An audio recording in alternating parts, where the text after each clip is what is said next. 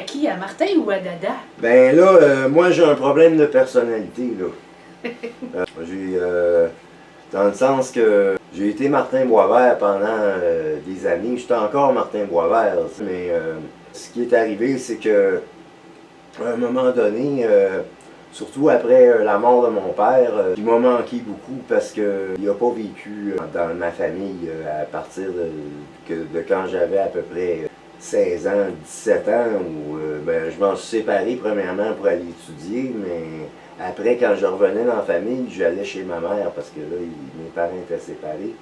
Puis j'ai toujours eu quand même une certaine admiration pour mon père, puis je m'entendais bien avec. Fait que, mais c'est sûr qu'à un moment donné, c'est comme ça, les enfants avec leurs parents. Tes parents, tu peux pas être longtemps avec parce qu'ils tombent ses nerfs. Là, mais ça, c'est normal. Là, mais à part ça, j'aimais beaucoup mon père, puis lui aussi, il m'aimait beaucoup. Puis on s'entendait assez bien. Là, on avait du plaisir ensemble, surtout. Il me faisait rire. Puis, mais c'est sûr qu'à la fin de sa vie, là, il était moins commode, là, mais quand je l'ai perdu, je sais pas pourquoi, j'ai comme eu une inspiration puis un besoin de m'identifier à quelqu'un qui était plus fort que moi, parce que là, moi j'avais à peu près, c'était en 2020, j'avais à peu près 57, 58 ans, là, puis j'étais complètement, j'étais anéanti, mais j'avais atteint toutes mes limites en tant que Martin Boisvert, artiste.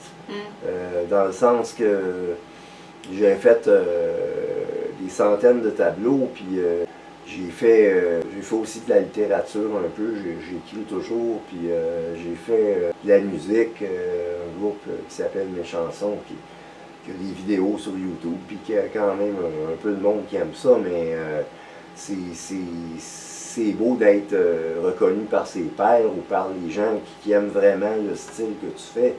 Mais c'est autre chose de gagner sa vie avec ça. C'est vraiment, c'est très frustrant parce que on travaille fort, puis tous les artistes travaillent fort, mais c'est pas tous les artistes qui arrivent à vivre de ce qu'ils font puis de ce qu'ils sont. Là. À percer. Même, puis oui, percer, mais c'est même pas une question de percer parce qu'il y a des artistes qui percent mais qui n'arrivent pas à vivre de leur art. Ils sont obligés d'avoir un autre travail ou de vivre de l'aide de l'État. Fait que c'est pas... on dit, moi, en tout cas, pour ma part, j'étais pas fier de moi. J'étais content d'avoir fait tout ce que j'avais fait, mais j'étais vraiment frustré que ça me donnait pas de revenus, que ça me donnait même pas de célébrité, parce que il n'y a personne qui me connaît dans le grand public. Ben, il y en a un peu, mais presque pas.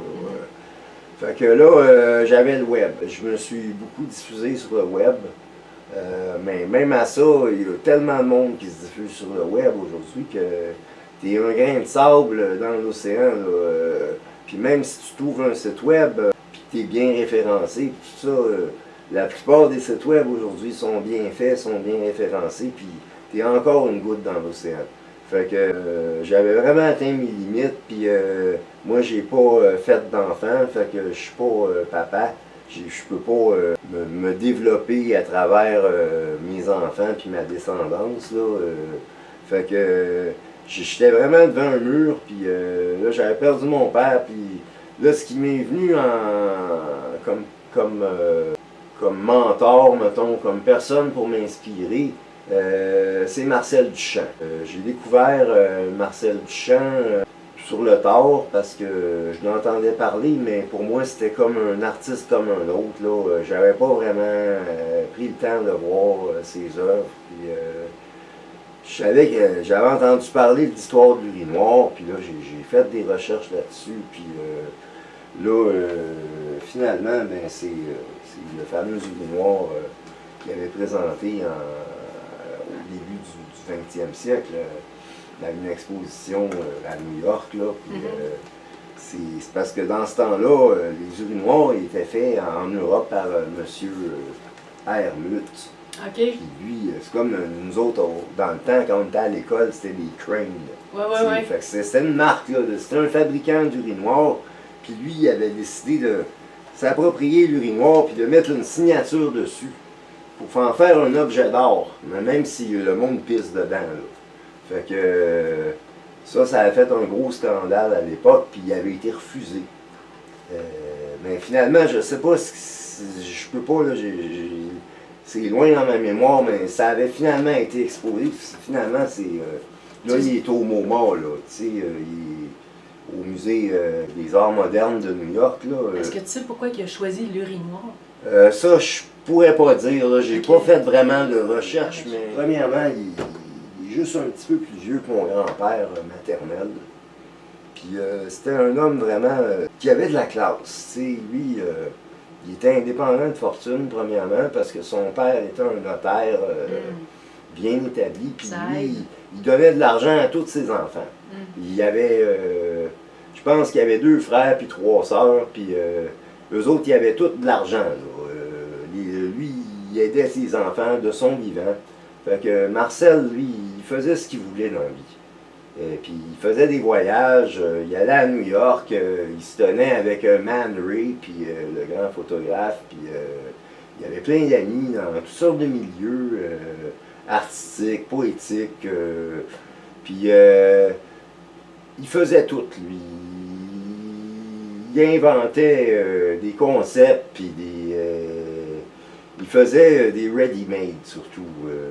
Ready-made, là, c'est un objet qui existe déjà, avec lequel vous ajoutez quelque chose, puis vous en faites quelque chose d'artistique. Okay. Son meilleur exemple, c'est la Mona Lisa. Il a pris une illustration de Mona Lisa, puis il a fait une moustache dessus. Puis là, ça, c'est un ready-made, okay. Dans le sens que même si vous allez dans une boutique bon marché puis vous achetez des reproductions de Mona Lisa, vous allez à ce moment-là, vous avez juste à mettre des moustaches dessus, puis vous pouvez vendre ça dans un café plusieurs fois le prix que vous avez payé la reproduction, parce que même vous pouvez les faire à la photocopie. Ça, c'est des ready-made. Ça a fait une vague, une mode, ça, à un moment donné? Oui, oui, ben c'est ça. Puis il y a plusieurs artistes qui en font, là. Par exemple, à Montréal, Margot Bussière, qui est sous le nom d'artiste Margot Tella. Là, j'ai pas d'œuvre d'elle, là, mais j'en ai une, mais c'est pas un ready-made. Elle prend des images de Marilyn Monroe, là, puis elle les revampe, là, elle dessine par-dessus, puis elle fait des... Elle met sa touche personnelle. C'est ça, elle met sa touche personnelle sur des images qui existent là, dans l'industrie. Elle prend des souliers aussi, il me semble, oui, bien ça, elle fait ça avec des souliers, puis des sacoches, des patins à roulettes. Ça c'est du ready-made. OK. Moi, j'en fais aussi avec des appareils électroniques. OK. Juste pour vous montrer, là, je me lève de ma chaise. Ça me permet de vous présenter mes 2 amis là, qui sont des ready-made aussi. C'est mon concierge, le Balaï Lama. Il est à la retraite, il a sa cravate, mais c'est le Balaï Lama. Puis lui, c'est Valoïska, c'est son épouse. Avant, il était en amour avec une balayeuse, mais elle n'a pas voulu de lui. Puis il s'est tourné vers Vadrouiska, qui est une serpillière qu'il a rencontrée par miracle. J'en ai quelques plans ici. C'est un appareil électronique qui vient de Chine. Ça s'appelle un TDV-26. OK, c'est quoi? C'est un speaker, ça? Oui, ben c'est un haut-parleur multifonctionnel. J'en ai le petit carton, là. Je sais pas s'il est chargé. Ici, là, quand vous l'ouvrez, là, bon, il est Bluetooth. Après ça, il est FM. Il va chercher les postes. Puis un coup qu'il va les avoir trouvés, on peut les syntoniser automatiquement. Okay. Quand on pèse sa pause. Mais... comme un petit radio. Oui, bien ça, radio, mais en même temps... Un haut-parleur. C'est un haut-parleur, puis c'est un lecteur MP3 aussi. Ah, Le haut-parleur est assez puissant, là, puis il y a une autonomie d'à peu près 1h30, 2 heures quand il est chargé. Après ça, qu'est-ce qui arrive? C'est que avec une clé USB, vous pouvez la rentrer dans le coin ici. ça c'est ta musique, là, que... Ben, c'est des MP3. C'est bon. Tu mets des MP3 sur une clé USB, c'est un jeu d'enfant, là. Puis là, Le son, il est quand même pas pire. oui, puis quand tu montes, là, au bout, là, il y a 731 sélections là-dessus. Fait que c'est des styles, là, mais c'est à la pause, on s'entend mieux parler. Puis là, ben, je fais avec de la pâte polymère comme ça, un ready-made. Ça vient dans des sachets comme ça quand que tu... Oui, la pâte polymère, mais ça, là, c'est un ready-made, c'est le haut-parleur, mais j'ai fait un petit oiseau avec.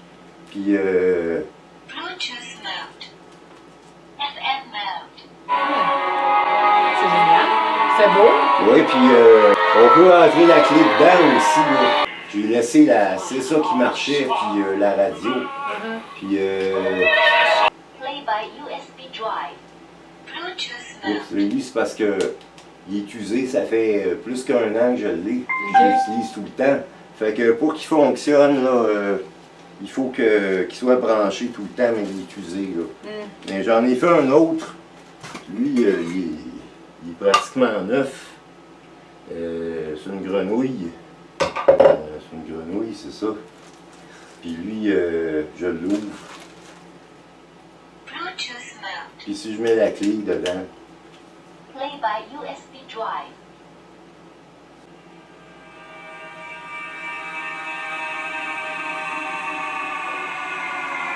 Ben, c'est bien, c'est personnalisé et tout. oui, Ça se mêle bien dans le décor. c'est ça. C'est fun. Fait que ça, c'est un ready-made. Mais c'est un ready-made utilitaire. OK. Parce qu'il fonctionne. Et la radio fonctionne. Ça, c'est pas juste comme un bibelot. Non, c'est ça, c'est pas un bibelot. C'est sûr que, comme tout objet, ça s'use. Hein.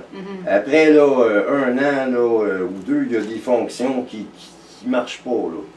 Puis parce que c'est pas très dispendieux comme appareil. Là, sur ma boutique audio, j'ai vendu 27$ là, avec le shipping compris. Là.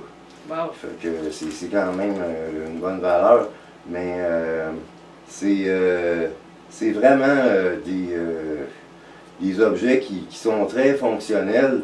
Puis comme mon oiseau, là, quand je le branche là, tout le temps, là, parce qu'à un moment donné, la pile au lithium, la pile rechargeable, elle s'use. Puis il reste de moins en moins longtemps autonome. Quand ça fait longtemps que tu l'as, c'est sûr qu'il marche encore. Mais là, Faut que tu le gardes branché. faut que je le garde branché, puis c'est le Bluetooth qui marche. C'est là, fait que quand j'ai le Bluetooth, ben, je peux l'utiliser quand même comme haut-parleur. Je le mets ici en haut, là. Puis ça fonctionne très bien. Là. J'ai le son de l'ordinateur à ce moment-là. C'est bon. Là, c'est ça, le principe en fait d'un ready-made, puis c'est le principe de l'art, c'est que les objets, après avoir eu une transformation artistique, ils prennent beaucoup de valeur. C'est un objet comme ça, c'est sûr que lui, là, je le vendrai pas 27$, là, parce que j'ai un travail dessus, puis il y en a même qui vont le garder comme objet, puis ils l'utiliseront pas trop souvent pour pouvoir le garder là, plus longtemps, mais c'est pas si fragile que ça. Puis l'ajout de la pâte polymère, ça fait une caisse de résonance. Il sonne un peu moins métallique que quand tu le prends sans la caisse. Ah, c'est bon. Fait que c'est une grosse valeur ajoutée. Puis même, il disait qu'en or, quand vous achetez un tableau, après plusieurs années, il prend une valeur de 700%. Si vous le payez 100$, ben, au bout de, je sais pas moi, 5-6 ans, là, si l'artiste a persisté dans sa carrière, il vaut plus 100$ le tableau, il en vaut au moins 700. Il en vaut au moins 700. Là. Wow. Fait que, oui, c'est difficile de gagner sa vie avec l'art, mais il y aurait des moyens de le faire. Mais je pense que un cours d'art, ça va pas sans un cours de mise en marché, puis de fabrication de produits, de mise en marché. Bluetooth mode. Ce que je me disais, c'est que à un moment donné, avec mes projets, c'était de partir un atelier là, de ça. Pour les gens là, qui veulent gagner leur vie, puis faire ça, apprendre à travailler de leurs mains, là, puis ça pourrait être une source de revenus pour tous ceux qui sont capables là, d'aller travailler là quelques jours par semaine ou quelques heures là, par jour là, pour se faire un revenu d'appoint. Il y a un potentiel commercial quand même, puis ça permet aux gens de... Moi, en tout cas, je pourrais pas vivre là, sans faire des affaires artistiques. C'est ça que j'aime faire parce que c'est jamais pareil. Mais pour en revenir à Marcel Duchamp, l'urinoir, ben, c'est parce que j'aime ça faire des jeux de mots. Puis le Dalai Lama, qui est quand même un personnage assez important là, dans l'actualité, puis dans la culture actuelle. Ouais. Puis Marcel Duchamp, c'est un dadaïste. Il a fait partie du mouvement dadaïste avec son urinoir, justement. Fait que là, j'imaginais, j'ai dit Dalai Lama, dadaïste Lama. Fait que le dadaïste Lama, ben là, j'ai fait un jeu de mots, puis là, j'avais publié dans Facebook une photo du Dalai Lama avec un urinoir sur la tête. Que j'avais fait comme dans Photoshop, là. Puis après ça, là, j'ai dit, ben pourquoi, là, je savais plus quoi faire comme artiste, là, pour déboucher sur quelque chose. Il va falloir que tu t'assoies, là, par exemple. Ouais, je le sais. Là, je vais mettre ça là. Je vais mettre à... Viens te mettre en Puis confort. voilà. Fais comme chez vous, là. C'est ça. Bon, j'ai même mon café. Bon, c'est parfait. Okay, puis on va te faire un... Fait que, un toast. Voilà. Fait que, c'est ça, c'est... là, j'ai fait le Dalai Lama ici, là, parce que c'est un ballet. Fait que le Balaï puis ballet, ça s'écrit quasiment pareil. Puis là, le dadaïste Lama, ben, c'est le personnage qui est là. Il y a un petit site là, vous avez les activités et les indulgences. Comme ça, c'est l'illustration des indulgences. Je vais plaider une indulgence de l'univers parce qu'il n'y a pas d'erreur dans l'existence. Là, ici, vous pouvez acheter des indulgences. 1$ d'indulgence ou un forfait familial de 5$ pour une indulgence pour toute la famille. Bien ça peut aider, on ne sait jamais. Mais les activités, c'est à partir du 9 octobre 2023. Il va y avoir un cabaret Dada Poésie au café La Ligne Verte, qui est situé au 2531 Ontario-Ouest, juste en face du métro Frontenac. Faire ça tous les lundis. C'est toi qui a... C'est Dada qui C'est Dadaïste Lama qui va animer ça. Là, je vais même avoir mon urinoir, puis je vais le mettre sur ma tête, là, comme ça, là, mais je ne le garderai pas longtemps parce qu'il est en papier mâché, puis il est pesant, puis il n'est pas stable, tu sais, là. Des fois, là, faudrait ça que tu l'attaches. Ouais, mais là, je ne veux pas avoir ça dans le cou, là. Hey! Fait que ça va être le Dadaïste Lama avec son urinoir de temps en temps, mais je vais le garder pas loin, là, mais en espérant que personne pisse dedans. Bon. Ben, ça pourrait mettre de la couleur, hein, mais bon. Ouais.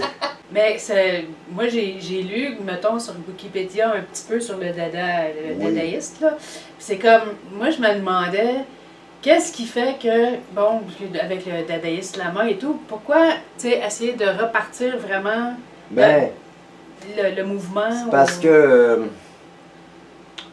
j'aime ça faire des blagues, puis des jeux de mots, puis des clips un peu comiques, puis des fois c'est maladroit, mais c'est quasiment ma marque de commerce, parce que je fais ça tout seul, j'ai pas de caméraman, je mets ça soit au trépied ou même avec le téléphone dans les mains, là. Puis C'est parce que là, je me disais, des fois, je faisais des niaiseries, là. Je faisais des petites blagues, là. Puis à un moment donné, j'ai dit, je peux pas juste faire des blagues puis des niaiseries. Il faut qu'il y ait un contenu, j'aime pas dire éducatif, là, mais il faut que ça soit un petit peu Qu'il y ait un sens. édifiant. Ouais. Il ne faut pas que ça soit juste des blagues puis des niaiseries, parce que ça, il y en a plein qui en font. Fait que, pour garder l'intérêt aussi, là, je vais parler de Marcel Duchamp, parce que Marcel Duchamp, moi, il m'a aidé beaucoup à avoir un espoir aussi dans la vie, parce qu'il n'est pas juste un artiste, il est quelqu'un de très rationnel, puis d'un peu scientifique aussi. Il a une approche un peu scientifique. Là, il fait tellement d'expériences, puis il jongle avec des concepts, là, comme par exemple quand il fait la bicyclette, là, la roue de bicyclette sur un tabouret. Là. OK. Lui, il dit que quand tu fais aller ta roue de bicyclette, ben, ça fait un mouvement. C'est la même chose que si c'était les flammes d'un foyer. Tu peux mettre ton tabouret, c'est un ready-made, tu peux le mettre dans le milieu de la place, puis quand le monde passe, ils font tourner la roue, puis ça fait autant de vie qu'un vrai foyer avec des flammes dedans, parce que c'est un mouvement. Il fait toutes sortes d'analogies puis de rapports qui sont toujours, ça semble saugrenu des fois, mais il y a toujours un rapport logique. Puis c'est ça que j'aime, parce que je pense que les arts et les sciences, c'est très proche. Ouais. C'est vraiment très proche. Mais ils disent les génies puis la folie, hein, c'est comme... Ouais, ben ça aussi, là, mais je pense qu'à un moment donné, la folie, c'est quand t'as pas assez de différentes sources d'information et de stimulation. Tu adhères juste à quelque chose. Puis tu développes un genre de schizophrénie dans le sens que tu n'as plus de contact avec le reste. Par exemple, dans le cas du fanatisme religieux, des gens qui liraient, ben il y en a eu beaucoup dans l'histoire, qui lisent juste la Bible. Ils lisent pas d'autres livres, ils n'ont jamais lu le Coran, ils n'ont jamais lu la Torah, puis ils lisent pas des livres de distraction là, ou des livres scientifiques. Ben c'est sûr que ils vont vraiment devenir fanatiques parce qu'ils n'auront pas d'autres sources d'inspiration que la Bible. Ça, c'est fermé. Ou encore dans le cas de la toxicomanie, quelqu'un que son intérêt c'est juste se saouler puis boire de la bière, ben il va se faire juste des amis qui aiment ça aussi, juste se saouler puis boire de la bière, puis ils vont devenir une gang de saoulons, là. Ils vont se tenir toujours dans des endroits où ça parle juste de choses superficielles, puis qu'on se saoule, puis ils vont faire leur vie comme ça. Mais il y en a des gens qui vont prendre un verre dans des établissements, puis il y en a même qui se saoulent une fois par semaine, ou même à tous les soirs, mais ils ont d'autres intérêts, ils ont d'autres activités, fait qu'eux autres, ils deviennent pas comme des fanatiques de l'alcool. Ils font du sport, ils ont une vie de famille. Ils sont plus ouverts. Il y en a qui font même, je sais pas moi, des activités artistiques. Mais ils prennent un verre en plus de ça. C'est un de leurs intérêts. Fait que ces gens-là sont quand même bien, là, sont aussi bien que les autres, tu sais, là. Mais c'est quand on développe juste un centre d'intérêt puis qu'on ignore toutes les autres, ben, d'après moi, ça peut être dangereux là, de faire comme un genre de fanatisme puis de schizophrénie sur ce sujet, sur un sujet là, qui peut être néfaste. Il y en a qui ont des genres d'obsession dans leur loisir. Ils font juste une affaire, mais ils font des affaires qui sont inoffensives, puis ça nuira pas à leur vie personnelle ou sociale. Ben, si t'es vraiment fanatique, si ton intérêt est juste sur une affaire, c'est comme, veux pas, ça va affecter ton social, justement, parce que tu vas être comme limité. C'est ça, puis limité juste à ça. Ouais. Je pense que le plaisir dans la vie, c'est d'avoir toutes sortes d'intérêts, puis d'avoir l'esprit ouvert à la plupart des choses. Comme ça, il ne se fait pas de polarisation qui Puis même si tu n'adhères pas, c'est avoir la curiosité C'est ça, d'aller ben voir oui. un petit peu c'est quoi. Ben c'est ça, C'est t'es ça. pas obligé d'embarquer C'est là-dedans, ça. mais tu peux au moins essayer un peu ou t'intéresser à ça. Mhm. C'est comme ça que j'essaie de fonctionner. Puis c'est ça qui m'a sauvé aussi. Ben, c'est ça. Je sais pas si ma question elle va être mal placée ou quoi, tu me le diras. Oui, là. ben Pour devenir un dadaïste lama. Ouais.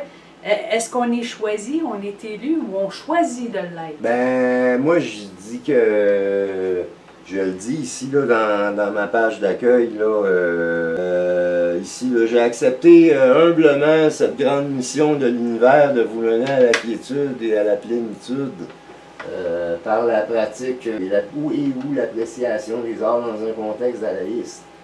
Comme on dit au début du 20e siècle, nous sommes en guerre, amusons-nous. Parce qu'il faut savoir replacer ça dans le contexte historique. Le mouvement dadaïste a pris naissance pendant la Première Guerre mondiale à Zurich, en Suisse. Il y avait un genre d'endroit culturel, là, un local, puis ils appelaient ça le cabaret Voltaire. Puis c'était à peu près je peux me tromper d'un an, il me semble que c'était en 1917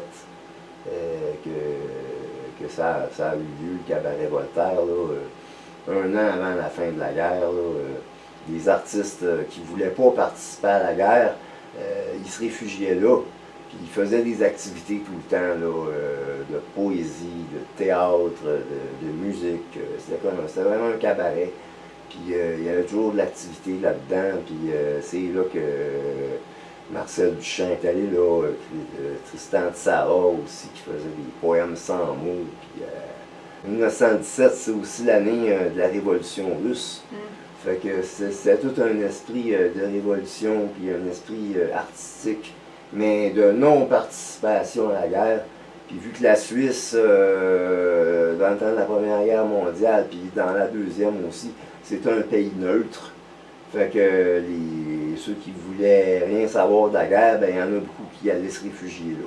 C'était comme un échappatoire ou Oui. un mouvement de rébellion aussi? Ben c'était les deux. C'était les deux. Puis c'était une rébellion, pas par les armes, là. C'était une rébellion par les arts, puis par les nouvelles idées. Mais ils faisaient des actions aussi. Et c'est ça qui arrive, le dadaïsme, là, il passe à l'action. C'est comme dire, nous sommes en guerre, amusons-nous, ben, même si ça va mal, on va s'amuser pareil. C'est un esprit de ça. Là. Puis pour mettre ça avec aujourd'hui, Ben aujourd'hui, on est toujours en guerre. Là. Comme je dis ici, nous sommes en guerre contre le COVID, contre la rectitude politique, contre la censure, contre l'injustice, contre la pollution, contre l'ignorance. Autant de raisons de nous amuser. Parce qu'à un moment donné, il faut en rire. Là. Parce que quand même qu'on essaierait ben c'est ça. Quand même que j'essayerais de lutter contre la pollution, ben tu sais, je vais me battre contre des moulins à vent, là. C'est bien mieux que moi-même, j'essaye de polluer le moins possible, là, mais... des limites de qu'est-ce qu'on peut faire, puis ben, affecter le reste aussi. Ben oui, et c'est ça, là, c'est quelque chose de... Ouais, c'est gros. C'est gros, ben, toutes sortes de choses, mais... autant s'amuser, puis tout en étant quand même responsable, là, mais... faut s'amuser, il faut s'éclater, parce que c'est comme la seule façon aussi de garder le moral. Tu pourrais-tu dire que le fait de faire le dadaïsme... Parce que là, j'ai la caméra, j'arrive pas à le dire. Le dadaïsme lama, c'est que malgré, bon, que c'est pas bon s'amuser et tout, ça a quand même une certaine forme spirituelle, je dirais. Oui, ben c'est comme un genre d'appel que j'ai eu de m'oublier. Tu sais, de faire, pas de jeter la personne que je suis vraiment, non, rien, là, je suis toujours le même quand même, mais d'oublier un peu ce que j'avais fait dans le passé, tout en le gardant, mais un détachement, puis un désir de faire mieux. que la personne que je suis depuis ma naissance. Un désir de m'upgrader, là. Puis je m'upgrade en étant le dadaïste Lama. C'est bien important pour moi. À un moment donné, je le faisais plus, puis je filais pas, là. Je filais pas, là. C'est comme une deuxième chance, là. C'est comme une deuxième vie. C'est à bouffer d'air frais, finalement. Oui. Puis c'est un grand ressourcement par le nouvel intérêt que j'ai eu pour les arts avec Marcel Duchamp, puis son histoire, puis sa démarche, puis de voir comment est-ce que les artistes dans ce temps-là étaient pas barrés. Ils faisaient vraiment ce qu'ils voulaient, puis c'est ça qui a permis des découvertes, puis des nouvelles écoles de pensée, puis ils étaient éclatés. Je pense qu'il faut s'éclater. Il faut essayer de ne pas éclabousser les autres quand on s'éclate, là, mais il faut s'éclater. Bon, c'est comme la seule façon de continuer à respirer dans un monde qui devient assez étouffant au 21e siècle. C'est ça, avec nos petites boîtes de ouais, pensée. c'est ça. Il est étouffant, mais en même temps, il est, si vous prenez du côté positif, moi je dis toujours bienvenue au 21e siècle, parce que là, on a des nouveaux outils. Puis c'est les gens qui ignorent les nouveaux outils qui vont un peu courir à leur perte. Parce que il y a tellement de possibilités. La médecine est rendue tellement avancée. Il faut juste se laisser soigner. Mais pas juste adhérer à la médecine. T'sais. Pas juste. Pas en faire une activité d'être malade. C'est. Oui, il y en a qui en font quasiment. Oui, il y en a que c'est quasiment ça. Quand ils se voient, ils parlent juste de médicaments. Ils parlent juste de leur rendez-vous qu'ils vont avoir, puis tout ça. Fait que ça vient que tu n'as plus d'autre chose, puis t'en crèves de ta maladie. C'est triste à dire, mais c'est ça. Mais aujourd'hui, il y a tellement de possibilités. Même les médecines douces sont meilleures. Ils ont toujours été bonnes, mais sont plus accessibles. C'est sûr qu'il faut payer un peu, mais comme moi, j'ai commencé depuis 3-4 ans là, à aller chez le chiropraticien, puis ça coûte un petit peu de sous, mais c'est tellement un bon investissement. Là, je me sens vraiment mieux depuis que je vais là, puis j'ai toujours fréquenté un petit peu un acupuncteur de temps en temps, puis ça aussi, ça fait du bien. Mais ça n'empêche pas que la médecine est importante aussi. Là. Puis aussi de faire. Essayer d'avoir une vie productive puis positive, mais le moins contraignante possible. C'est possible quand même. C'est une question d'état d'esprit puis d'attitude. Tout est dans la perception que tu décides d'avoir. Oui, c'est ça. Puis dans l'attention que tu portes aux choses. Ouais. Des fois, si on porte trop d'attention à quelque chose qui est néfaste, ben on se fait avaler ou englober par cette chose-là, puis on se fait détruire. Aujourd'hui, l'espérance de vie, c'est quelque chose qui peut durer longtemps, puis ça va être de plus en plus. Là. Tant que tu peux garder une qualité de vie, ben, c'est ça tant qu'il qu'à faut. rester en vie. T'sais. Oui, bien évidemment, mais c'est juste le fait d'être en vie, c'est une qualité, là, mais il faut quand même faire de quoi. Ouais. Je pense qu'il faut toujours avoir des plans et des projets. Si on n'a pas de plan et on n'a pas de projet, on n'a pas de raison de se lever le lendemain. T'es mort en dedans. Puis c'est pour ça que les gens vieillissent à un moment donné, à un certain âge, là, à une vitesse folle, parce que surtout, on a vu il y a quelques années, une dizaine d'années, des hommes qui, après leur retraite, là, ils dépérissaient, là, il n'y avait plus de but. Ils savent plus quoi Ouais, faire. c'est ça, fait que ils ont juste à se concentrer sur leur maladie, puis finalement, ils se font avaler par ça. Je pense que maintenant, au 21e siècle, on peut voir ça d'une autre façon. Puis peut-être que nos petits-enfants, ils vont avoir une espérance de vie de 300-400 ans. Là. Puis c'est tant mieux parce que on peut faire tellement de belles choses en 300-400 ans, on peut en faire plus que dans 100 ans. Là. C'est ça, tout dépend des intentions aussi, parce que ce soit côté les sciences de la médecine, c'est comme oui, quand c'est utilisé de la bonne façon, avec les bonnes intentions, fine, mais c'est parce qu'il y a tout le temps du monde qui le font comme pour pas toujours faire du bien aux autres. C'est là que c'est.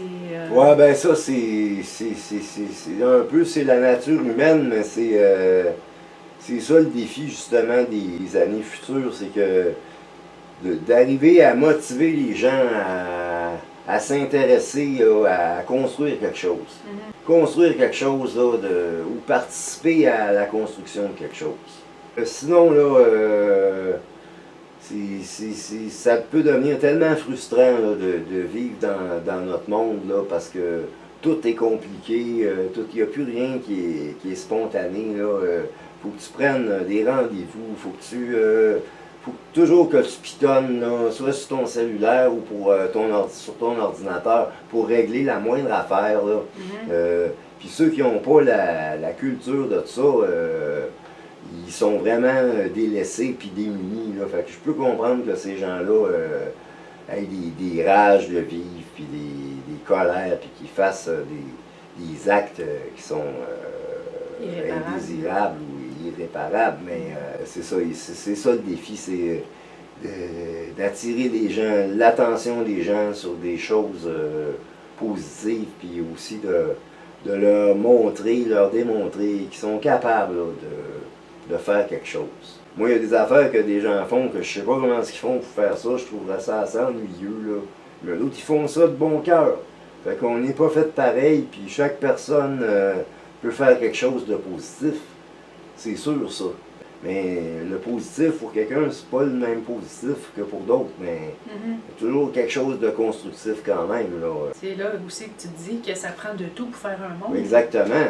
Si tout le monde fait la même affaire, à un moment donné, non, c'est ça. Puis des fois, ils font miroiter à des gens là, que la vie dans les arts, c'est une vie où tu travailles pas, puis tu es tout le temps sur le party, puis tu as tout ce que tu veux, puis tu as une vraie vie de star, puis tu te promènes dans un pays, puis ben, c'est pas vrai ça. C'est vrai pour une minorité d'artistes, là, mais la plupart des artistes, ils travaillent vraiment fort, puis ils n'ont pas toujours les résultats de leurs efforts, là, mais ils font miroiter quelque chose qui n'existe pas. C'est comme, moi, à un moment donné, je me suis intéressé à faire de l'argent par Internet, au marketing Internet, tout ça, là. Hey, c'est vrai qu'il y a du monde qui sont là-dedans, puis qui font des vrais vies de rêve, là, qui ont plein d'argent, puis ils ont tout leur temps, puis ils ont des belles vies, puis ils voyagent, puis tout ça. Mais ça, c'est 2% du monde qui fait ça, là. Le reste du 98%, là, ils font juste de l'argent de poche, là, tu sais. Ils font pas des... Mais il y en a qui font 50 000 par mois là-dedans. C'est 2%, là. Ben, j'imagine qu'eux autres, ils mettent comme... ben eux autres, c'est parce paquet, que c'est du monde qui sont des précurseurs de tout ça, là. C'est du monde qui sont là-dedans depuis le début, puis qui connaissent plein de trucs, puis ils en montrent aux autres, puis ils se font payer pour montrer ça aux autres, puis ils sont rendus que... Ils vendent quelque chose, là, puis... il y en a qui peuvent faire 10 000 d'une journée, puis il y a plein de trucs. C'est ça qui arrive aussi. La crise de la main-d'œuvre, puis du fait qu'il y a beaucoup de monde qui ne veulent plus aller travailler à l'extérieur, c'est à cause de ça aussi. Parce qu'ils restent à la maison, puis ils pitonnent. Il y en a, là. C'est vraiment une minorité, mais il y en a plus qu'on pense, là, que... Ils pitonnent un peu sur l'ordinateur, puis ils se font 2 000 à 3 000 piastres, là, tu sais, facilement, là. Fait que, ou sur des casinos en ligne, ou sur des, tu sais, puis ça, c'est de l'argent qui pousse dans les arbres, quasiment, là, tu sais. Mais il faut que tu saches comment le ramasser, là, mais ça, c'est pas donné à tout le monde, puis aussi, il y en a qui se ruinent là-dedans, tu sais, parce que c'est sûr que pour participer à toutes sortes d'affaires, il y a des frais, puis il y en a qui ils bourrent leur carte de crédit avec ça, puis... fait qu'au lieu de s'en sortir, ils se calent plus. C'est comme un couteau, tu sais, c'est bien utile pour couper de la viande, mais si je t'en donne un, puis que tu te le plantes dans le ventre, là, tu sais, ça sera pas une bonne idée, là, que tu aies eu un couteau, là. Une carte de crédit, c'est la même chose. C'est un outil de paiement, mais... Il y en a, tu leur donnes ça, puis ils font la fête pendant tant qu'ils ont une marge de crédit, là. Mais après, ils sont obligés de faire faillite, puis fait que le crédit, ça peut se retourner aussi. C'est un outil qui est positif, mais quelqu'un qui l'utilise mal, ça va le ruiner, là. Fait que c'est toutes des choses qui sont un peu difficiles à notre époque. C'est que tout peut servir pour vraiment t'aider, mais si tu en abuses ou si tu l'utilises mal, ça va complètement te détruire puis t'avaler. C'est ça le défi là, du 21e siècle. Faut vraiment... faut être prudent, mais en même temps, faut pas se laisser paralyser par sa prudence. Faut être audacieux aussi. Là. Audacieux avec prudence? Oui, ben c'est ça. Un peu... en fait, c'est pas mettre ses œufs dans le même panier. Moi, je pense que c'est ça le truc.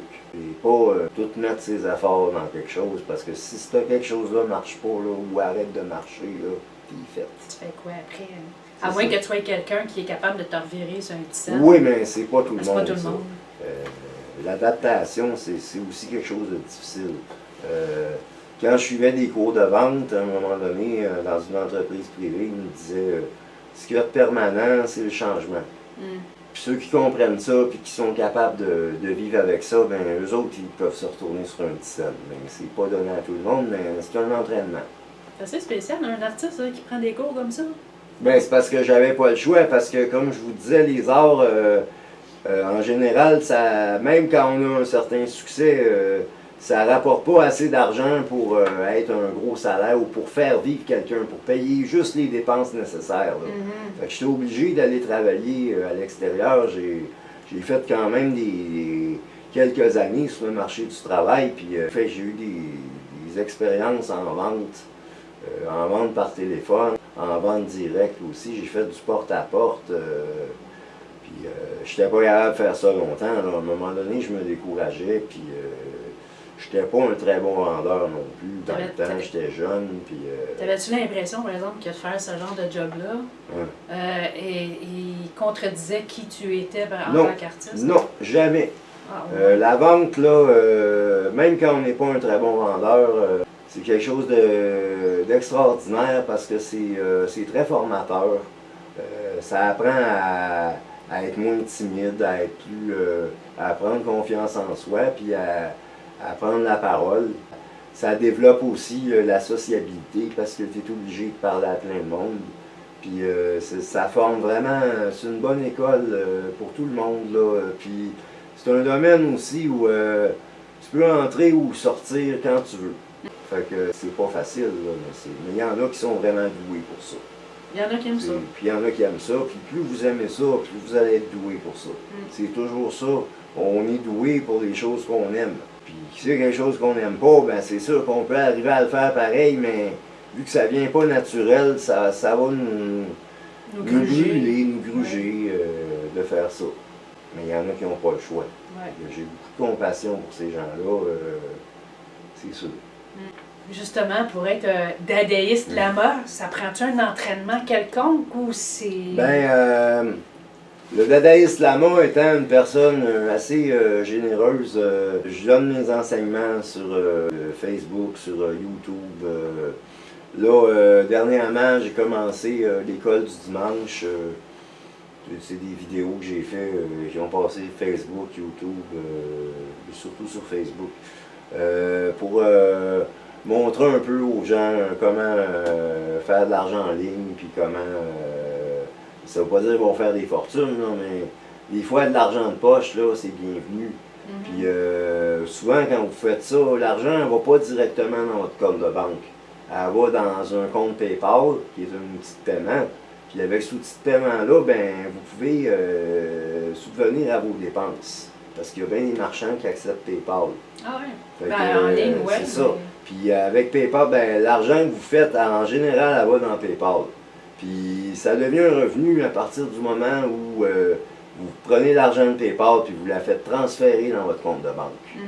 Mais si vous prenez ça pour payer les dépenses, comme moi, ça sert souvent à payer les dépenses pour du bricolage, là, la pâte polymère, puis des petits appareils, puis en fait, il y a bien des gens aussi, puis ça, je déplore ça un peu, qui n'osent pas se lancer à faire des affaires parce qu'ils ont peur de se faire enlever leur revenu de base par le gouvernement.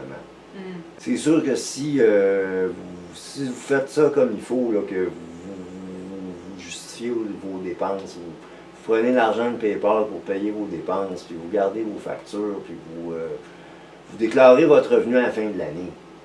Fait que, en général, le gouvernement, ben, ils sont quand même pas si pires pour ça. Ils vont vous imposer sur l'argent que vous avez fait à l'année. Si vous avez fait de l'argent, ben, vous payez les impôts, mais si vous n'en avez pas fait, vous ne payez pas d'impôts, puis vous ne perdez pas votre revenu de base. C'est pour ça que moi j'ai été longtemps que je n'osais pas me lancer, parce que je me disais, ouais, mais si je fais un peu d'argent, je vais perdre mon revenu de base. Fait que je faisais rien. C'était une erreur, parce que ceux qui perçoivent les impôts, ben, eux autres, ils aiment ça, là, que le monde paye de l'impôt, puis ils sont capables d'attendre quand on leur doit des sous.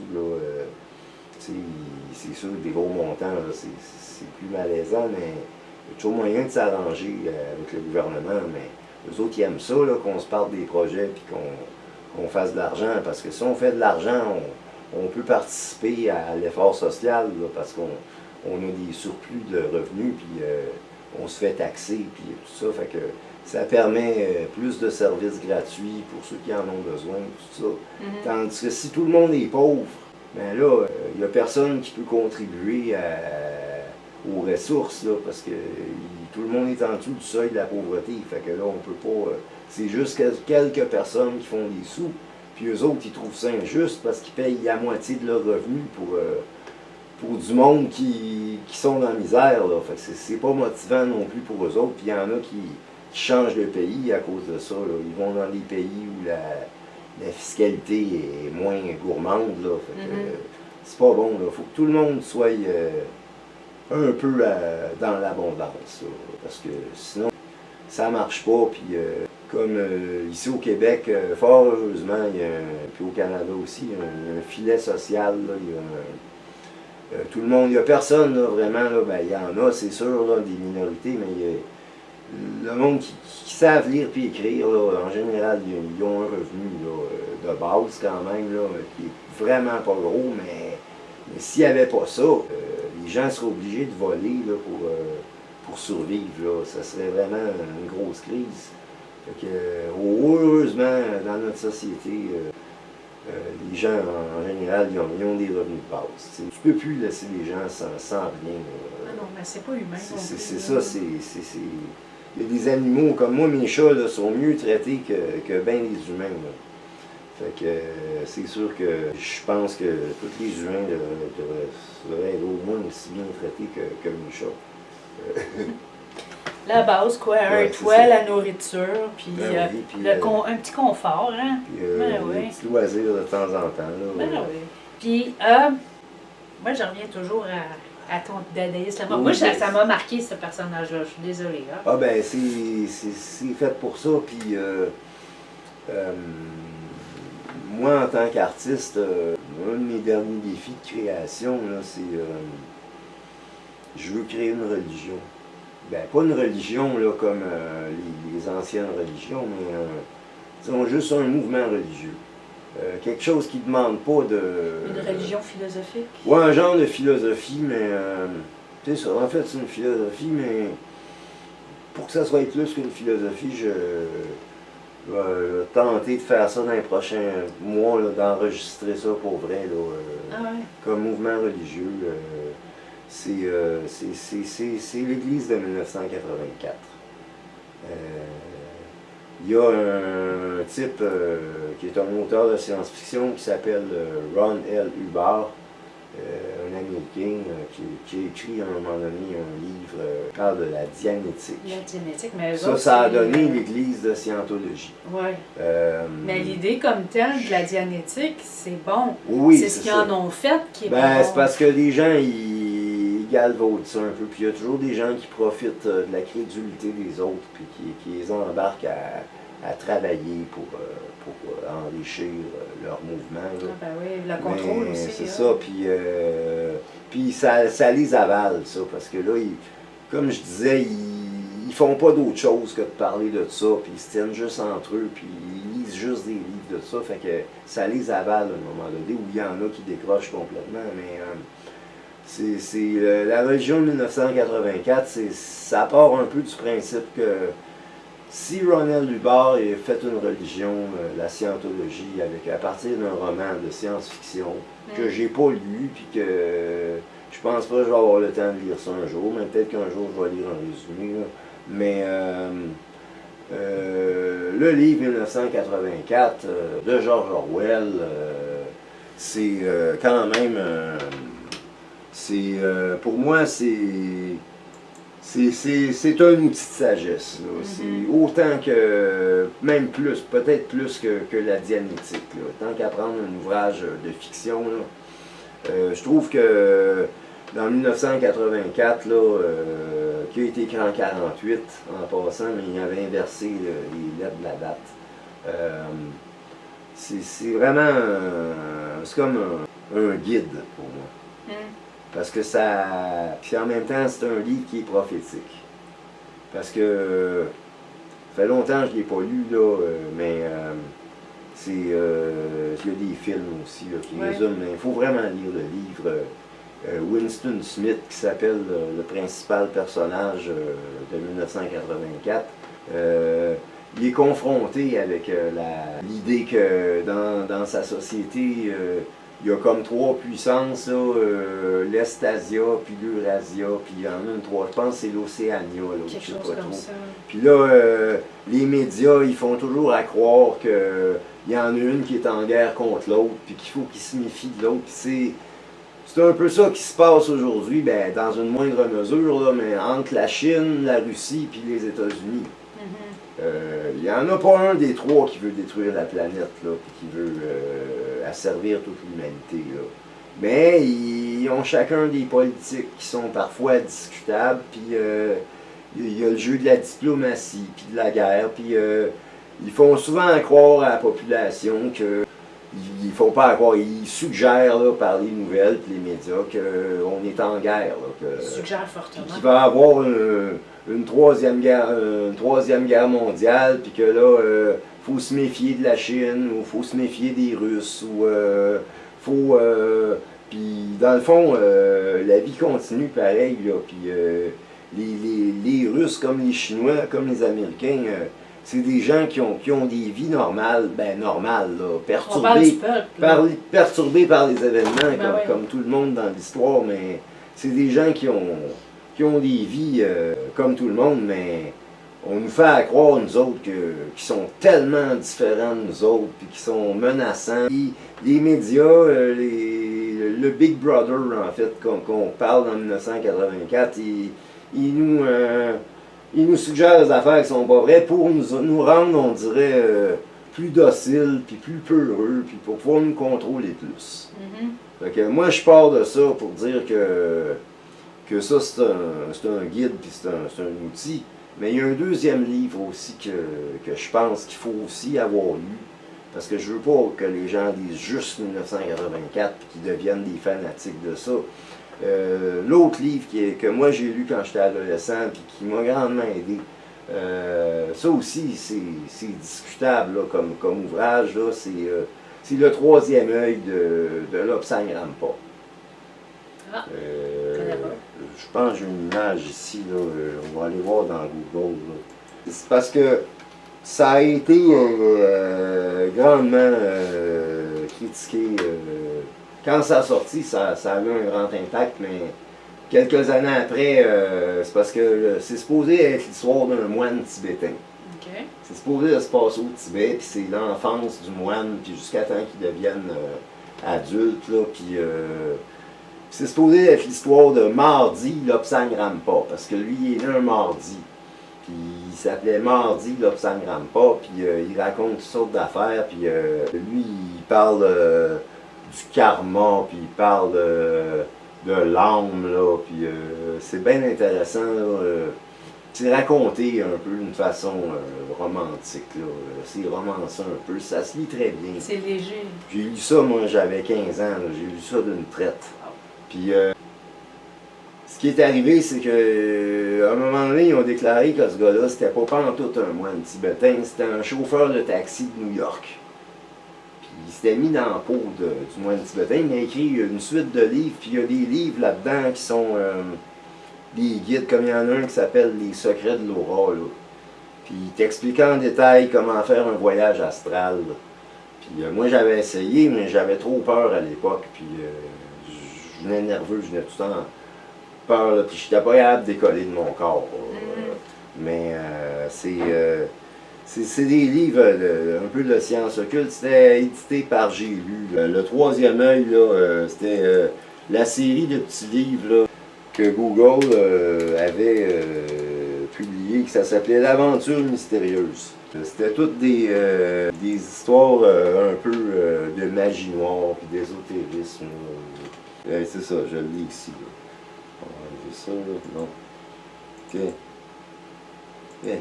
Ah, j'ai déjà vu la page couverture. Ouais, c'est ça. Je le lis dessus. C'est ça. Le troisième œil, là. Je sais pas s'il réédite en livre neuf, mais c'est un livre que vous pouvez trouver dans les bouquineries, puis ceux qui vendent des livres usagés. Il y en a beaucoup qui l'ont parce que ça avait connu un grand succès. Ça, je me rappelle de l'avoir vu, ça. Mais il y avait toute une collection par J'ai lu de ces livres-là, L'Aventure mystérieuse. Des fois, c'était d'autres sujets. Il y en avait sur les maisons hantées, il y en avait sur les réincarnations, il y avait toutes sortes de sujets par toutes sortes d'auteurs. Mais lui, il en a signé plusieurs de cette collection-là. Puis moi, j'en ai lu deux. J'ai lu lui, puis Les secrets de l'aura. Puis je pense que ça aussi, c'est un guide.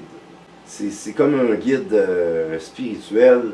Puis 1984, c'est comme un guide de la vie pratique. Okay. C'est de la vie de tous les jours, de la vie de citoyen. Parce que ça dit quand même de se méfier. Hein. Parce que dans 1984 aussi, c'est les voisins qui vont me dénoncer. C'est comme le système communiste dans le temps, là, que c'était en Russie, puis qu'ils se dénonçaient entre voisins, tout ça. Puis il y a encore des régimes que ça fonctionne comme ça aussi. Puis 1984, lui, Orwell, il avait vu ça en 1948, que ça serait comme ça.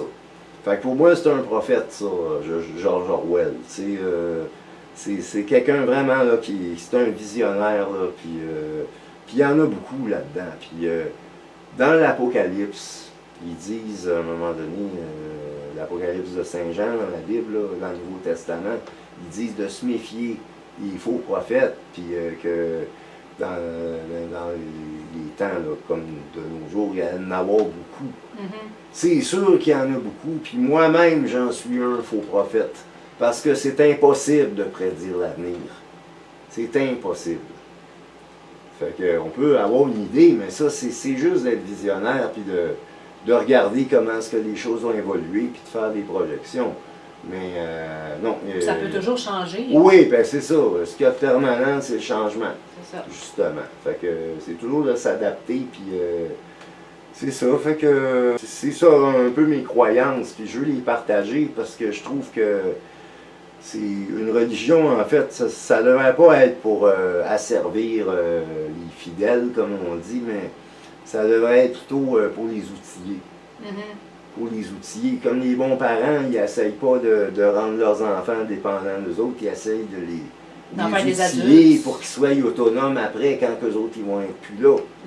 C'est la même chose, le mouvement 1984, c'est que c'est l'Église de 1984, j'aime ça dire que c'est une église parce que si jamais il y a du monde qui veulent faire des activités, des cultes reliés à ça, ils le feront, là, puis ils pourront mettre le nom de ça, mais tu sais, je ne demande pas d'argent aussi. S'ils veulent m'en envoyer, ils m'en enverront, je vais le prendre avec plaisir, mais c'est pas le but. Là. Le but, c'est vraiment de faire un acte de création, comme artiste, de créer une religion, un mouvement religieux, parce que je veux pas qu'il y ait de fanatisme par rapport à ça ou de rien, je veux juste que ça existe pour ceux qui veulent un espoir puis un guide aussi, là, parce que le 21e siècle, c'est plus du tout la même donne que le 20e siècle.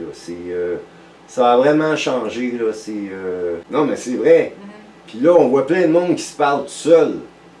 Hey, avant, là, un gars qui se parlait tout seul, là, la police a arrêté au coin de la rue, puis elle disait, monsieur, je peux-tu vous aider, là? Puis ils tiennent même plus leur téléphone, il y en a qui ont ça, là, dans leurs écouteurs, là, puis ça, tu le vois, mais puis là, ils se parlent tout seuls, tu sais. Non, mais ça a vraiment changé, Ça a là. changé. Aujourd'hui, les choses ne durent pas très longtemps. Parce que les gens sont perfectionnistes, puis sont performants, puis sont tous brillants. Hein?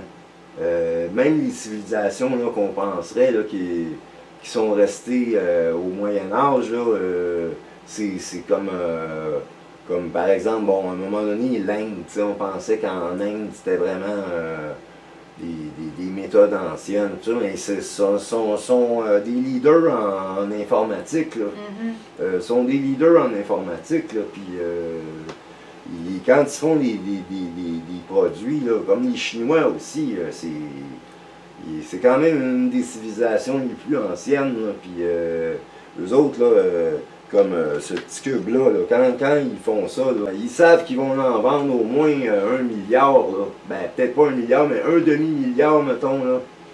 Fait que, ils se prennent pas un gros profit, là, ils se prennent peut-être une coupe de sous là, américains, là, puis ils savent qu'ils font une fortune là, juste de le sortir, là, parce que ils ont un gros marché, ils ont...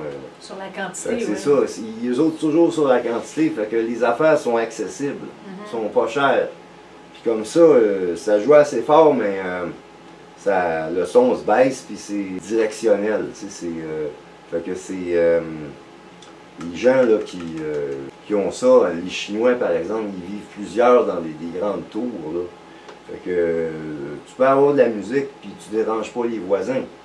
Il n'y a pas de bass. C'est pas un gros woofer, là, un gros sens qui vibre là, chez le voisin. Les grosses caisses là, qu'on Ben, avait. comme avec on nos avait systèmes dans de les son. années 70. Là, 80 aussi.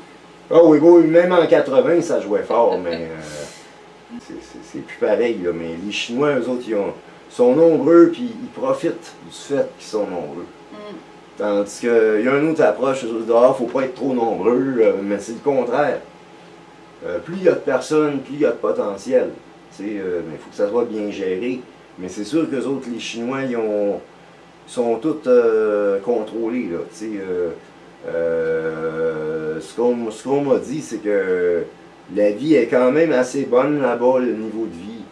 Sauf si tu te mêles de politique. Mais la plupart des gens ne se mêlent pas de politique, puis ils sont relativement bien. Là. Le niveau de vie a quand même monté là-bas, là. Même il y en a qui sont très riches. Là. Ils doivent avoir leurs problèmes aussi, mais je trouve que c'est un exploit là, de vivre 1 milliard de personnes dans le même pays. Puis, Non, mais il y a beaucoup de règles, hein, c'est ça. ouais, c'est pour ça. C'est parce que plus il y a de gens, plus il faut les encadrer. S'il y a moins de gens, mais là, la population est moins dense, fait que c'est pas... Ouais, mais plus tu es encadré, plus tu es limité. Oui, il y a ça aussi. Fait Mais... que chaque situation a son bon et son moins bon côté. Oui, je dis pas que la vie est meilleure là-bas qu'ici. Moi, j'aime bien mieux être ici. J'ai eu la chance d'être né ici. Je trouve j'ai été vraiment chanceux de naître au Québec puis de naître à l'époque où je suis né. Mais il y a toujours un espoir. Au 21e siècle, c'est ça que je trouve, c'est que n'importe qui veut faire quelque chose, il peut le faire. Et ça ne veut pas dire qu'il va avoir une vie extraordinaire, là, mais il peut le faire. Il peut le faire. Il peut toujours s'améliorer. Par la connaissance, puis par l'accessibilité des connaissances. Sur Internet, là, il n'y a pas grand-chose que tu ne trouves pas. Là. Et avoir la patience aussi de chercher, parce que tu n'auras pas tout cuit dans le Non, mais c'est un petit effort. C'est une petite initiation, je dirais. J'ai enseigné, moi, dans des centres communautaires, justement, aux gens comment utiliser un ordinateur, comment se partir une boîte de courriel. Quand tu ne le sais pas au début, là, ça prend quelqu'un de te le montrer. Puis dans le sud-ouest de Montréal, puis dans d'autres secteurs aussi, il y a eu une initiative là, soutenue justement par le gouvernement du Québec, puis Centraide, là, pour avoir des postes d'accès informatique publics, mais avec aussi des animateurs là, pour... hey, t'arrives là, il y en a là, qui n'avaient jamais touché à ça, puis on leur montrait là, à faire du Word, à faire du courriel, même certains c'était du Excel, il y en a c'était pour un retour au travail ou un retour aux études. Puis même moi, quand j'ai appris à faire des sites web, j'ai pas appris ça en institution scolaire, là. C'est quelqu'un qui avait peut-être son secondaire 5, là, puis qui l'avait appris d'un autre, là, puis qui me l'a montré. Puis maintenant, je peux faire des sites web, là. Pas comme ça, là. Faut que je travaille un peu, mais je me débrouille pour faire des sites web. Avec un logiciel libre là, qu'on peut avoir tout à fait gratuitement, qui s'appelle NVU. NVU. Avant, ça s'appelait Composer, là, mais c'est quand même... c'est pas les sites web les plus perfectionnés, mais ça fait quand même pas mal de choses. Puis on peut rentrer des codes HTML, puis... mais ça, n'importe quoi maintenant avec Internet, vous pouvez tout apprendre puis développer par vous-même. C'est sûr qu'au début, il faut s'initier, mais je pense que c'est vraiment important d'être sur l'ordinateur. Puis c'est pour ça qu'il y a bien du monde qui sont tout le temps là-dessus, malheureusement, parce que là, ça dégrade la santé physique. Parce que tu bouges pas, tu sors plus. Puis le temps passe vite de même. Ben ouais, il passe tellement vite, là. Des fois, on empiète sur nos heures de sommeil, même parce qu'on voit pas l'heure passer, là. C'est ça.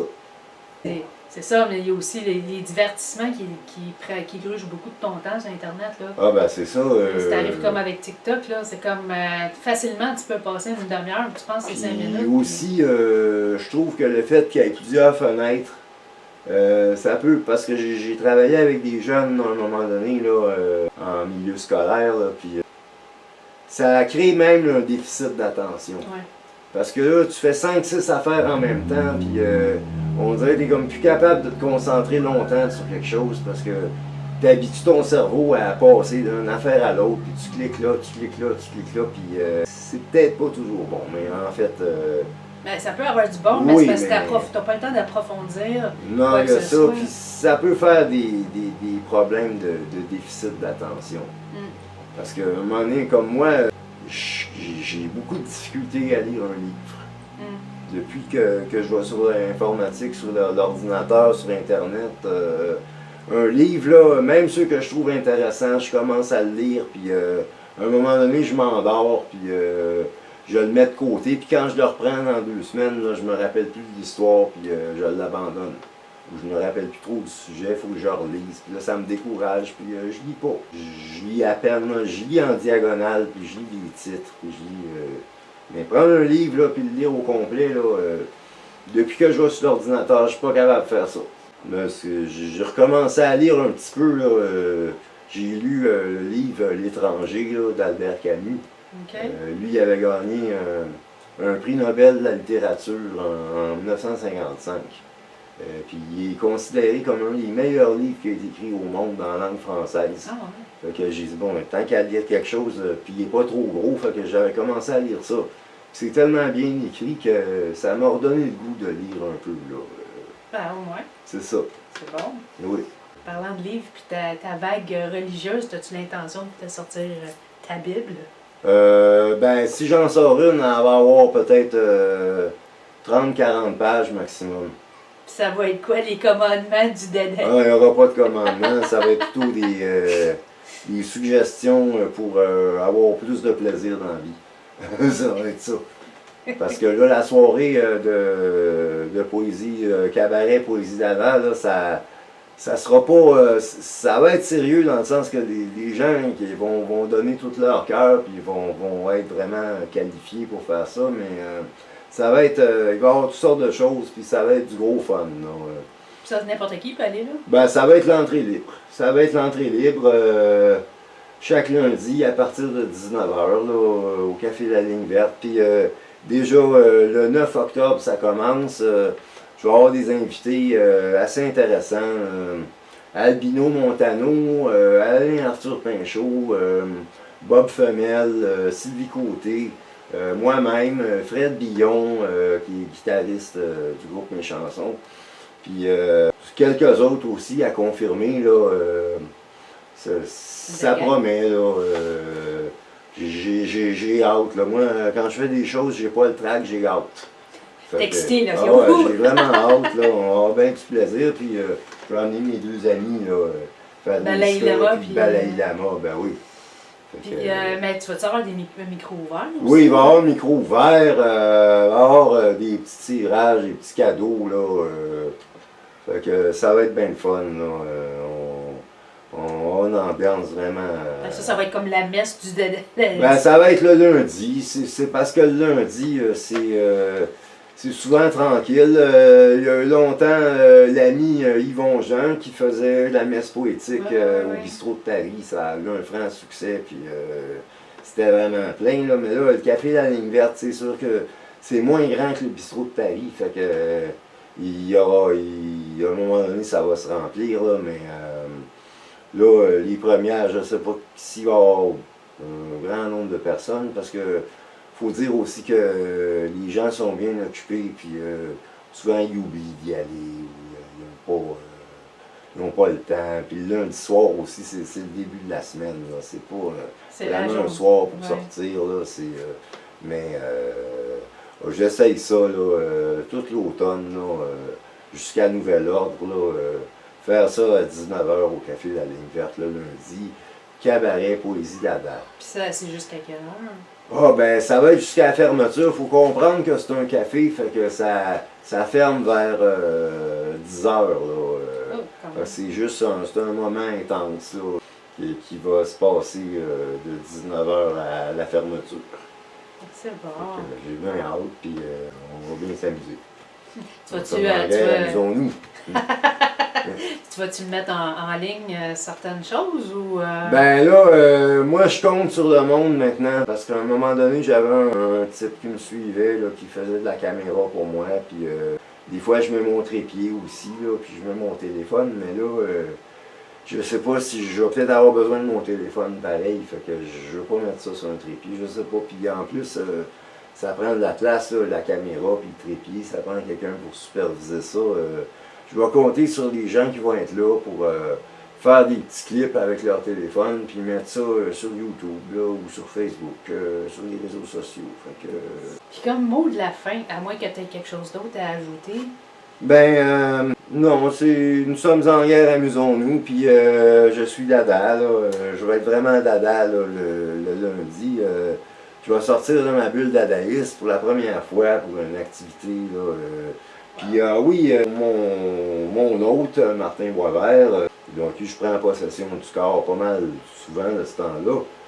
Un projet avec moi, là, mais il a fait ça l'année passée aussi, c'est la semaine nationale du Martin Boisvert. Ça, c'est cette année, je pense que c'est du 23 au 29 octobre. Là, il va y avoir des activités aussi, surtout en ligne. Puis, Ah, j'ai vu ça, la promenade. C'est quoi la poire en laisse? ben, c'est parce que c'est ça, je veux faire ça, la marche de l'espoir, je vais faire ça pendant ma semaine, probablement s'il fait beau. L'idée c'est que quand on prend une poire puis qu'on la promène avec une laisse, ça donne de l'espoir. Là, moi je vais acheter un assez bon panier de poires, puis les braves qui vont venir avec leur laisse, il va y avoir du duct tape, là, on va taper la poire après la laisse, puis on va se promener dans le parc un peu, là. On va faire ça dans un parc pas loin d'ici, là. Puis à Montréal, évidemment. Puis on va se promener ça, là. Une petite marche de l'espoir, là. Ça, tu vas annoncer ça en ligne, Oui, j'imagine? oui, ça, je vais annoncer ça en ligne ou par télépathie, mais Ouais. non, je vais l'annoncer quand même. J'en parle depuis un mois. Il y a même du monde qui ne me croyait pas que je vais faire ça. Ouais, juste On pour va faire le fun. vraiment Ouais, pour le c'est fun. venir, c'est Puis, que- puis pour voir comment il y a de monde qui sont prêts à promener une poire avec une laisse. Tu sais, là, c'est quand même. C'est tout un défi, mesdames et messieurs. Promener une poire avec une laisse, là. Nous sommes en guerre, Faut, amusons-nous. ben, faut pas que la poire jappe. Ah, ben là. Non, les poires qui peuvent japper, là, se faire promener avec une laisse. C'est un genre de miracle qui peut arriver. C'est ça.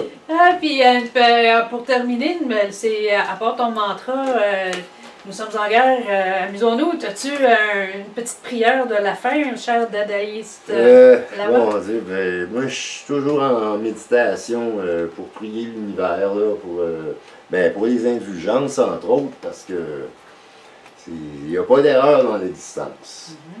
Fait que à partir de ce moment-là, il y a une abondance d'indulgences, là. Ceux qui veulent en acheter, moi j'ai rien contre ça, mais c'est sûr que c'est pas garanti, c'est une indulgence. Ça se rembourse pas une indulgence, fait que ça a le risque. Mais ça peut pas leur nuire. J'ai pas le droit de dire que ça va aider, mais ça peut pas nuire. Ben, merci beaucoup. Bienvenue. Là, on fait ça. C'était cool. T'es tranquille, Minou. Si bon, j'ai-tu parlé pendant 2 heures? 2 heures? Sérieux? Ça va prendre du montage en maudit. Aïe, aïe. OK. Non, pas 2 heures, mais au moins 1 heure et demie. Là. Là, ça va être de choisir parmi tout ça, là.